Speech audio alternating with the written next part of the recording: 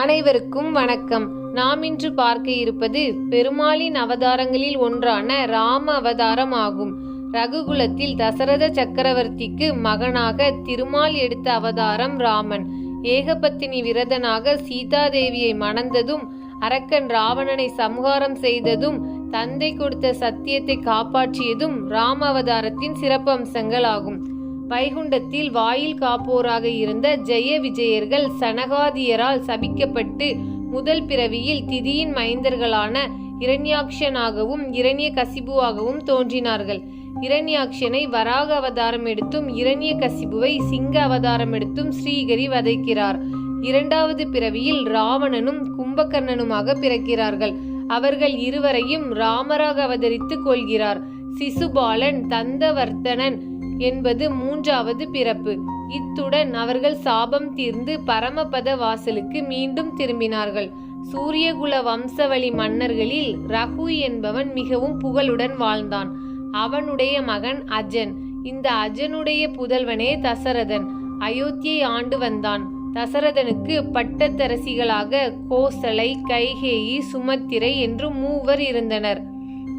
ஸ்ரீமன் நாராயணன் கோசலைக்கு ராமன் என்ற மகனாக அவதரித்தார். பூமியில் அரக்கர்கள் அட்டகாசம் அதிகமாயிற்று. தேவர்களிடமும் தங்கள் அட்டூழியங்களை செய்து பயமுறுத்தி வந்தார்கள். அவர்களை துன்பத்திற்கு ஆளாக்கினார்கள். ஆகவே ஸ்ரீமத் நாராயணன் அவர்களிடமிருந்து உலகத்தையும் தேவர்களையும் காப்பாற்றவே ராமராக அவதாரம் எடுத்தார்.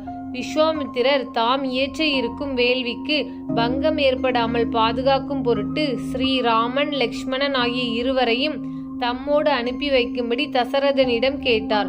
முதலில் மறுத்த தசரதன் பின்பு அனுமதி வழங்கினான். அவர்களை வேள்வி செய்ய இருக்கும் காட்டிற்கு அழைத்து செல்லும் வழியில் தாடகை என்ற ஓர் அரக்கி குறுக்கிட்டாள். அவளை ஸ்ரீராமன் வதம் செய்தார். யாகம் தொடங்கியதும் அரக்கர்கள் மாரீசன் என்பவன் தலைமையில் அதை நடக்க விடாதபடி இடையூறு செய்தார்கள். ராமன் அரக்கர்களை அழித்தார். மாரீசனை தம் ராமபாணத்தால் சமுத்திரத்திலே கொண்டு போய் தள்ளுமாறு செய்தார். அதனால் மகிழ்ச்சியுற்ற விஸ்வாமித்திரர் அநேக அஸ்திரங்களை அவர்களுக்கு உபதேசித்து அயோத்திக்கு அழைத்து வந்தார். அப்படி வரும்போது கல்லாக சபிக்கப்பட்டு கிடந்த அகலிகை ஸ்ரீராமனின் பாதஸ்பரிசத்தால் சாப விமோச்சனம் பெற்று திரும்பவும் மானிட வடிவம் பெற்றாள். ராம லக்ஷ்மணரை விஸ்வாமித்திரர் ஜனகர் ஆட்சி புரியும் மிதிலைக்கு அழைத்து சென்றார். அங்கே ஜனக புத்திரியான சீதைக்கு உரிய கணவனை தேர்ந்தெடுக்கும் சுயம்வரம் நடந்தது. அந்த சுயம்வர மண்டபத்தில் ஒரு சிவதனுசு இருந்தது. அது யாராலும் தூக்கி நிறுத்தி வளைத்து நாணேற்ற முடியாத ஒன்று. அந்த வில்லை எந்த பராக்கிரமசாலி வளைத்து நாணேற்றுகிறானோ அவனுக்கு தன் பெண்ணை தருவதாக அறிவித்திருந்தான் ஜனகன். பல நாட்டு மன்னர்கள் வந்து முயன்றும் சிவதனுசு முறியவில்லை. ஸ்ரீராமர் அதை வளைத்து நாணேற்றி காட்டவே அவருக்கு ஜனகன் சீதையை திருமணம் செய்து கொடுத்தான். திருமணம் முடிந்து தம் சுற்றம் சூழ அயோத்தி திரும்புகையில் ராமனை பரசுராமர் எதிர்த்தார். அவரிடம் இருந்த வில்லை ராமன் வளைத்து பரசுராமரின் அகந்தையை அடக்கினார். நாடு திரும்பிய ஒரு சில நாட்கள் கழித்து தசரதன் தன் மகன் ஸ்ரீராமனுக்கு பட்டம் சூட்ட நினைத்தான். அதற்கான ஏற்பாடுகளை செய்தான். அதனால் ராமரின் சிற்றன்னை கைகேயி மிகவும் சந்தோஷமுற்றிருந்தாள். அப்படி அவள் மகிழ்ச்சியாக இருந்த சமயம் மந்தரை என்ற வேலைக்காரி கைகேயிடம் துவேஷத்தை ஏற்படுத்தினாள். ராமன் பட்டத்தரசன் ஆகிவிட்டால் கோசலைக்கு பெருமையை ஒழிய கைகேயி உனக்கு ஏது பெருமை? மேலும் ஜனகர் புத்திரியான சீதை பட்டத்தரசி ஆவாள். ஏற்கனவே உன் தந்தையார் நாடாகிய கேகய நாட்டிற்கு ஜனகர் பகைவர். இந்நிலையில் உன் பிறந்த இடம் தாக்கப்படலாம் என்று மந்தரை சொல்ல கைகேயி மனம் மாறினாள்.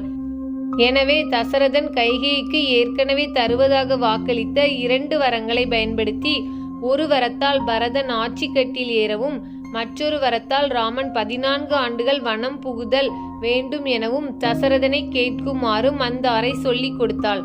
மந்தாரையின் தூண்டுதலால் தசரதனிடம் அவ்வாறே வரங்களை தற்போதே தர வேண்டுமென கைகேயி கேட்டாள்.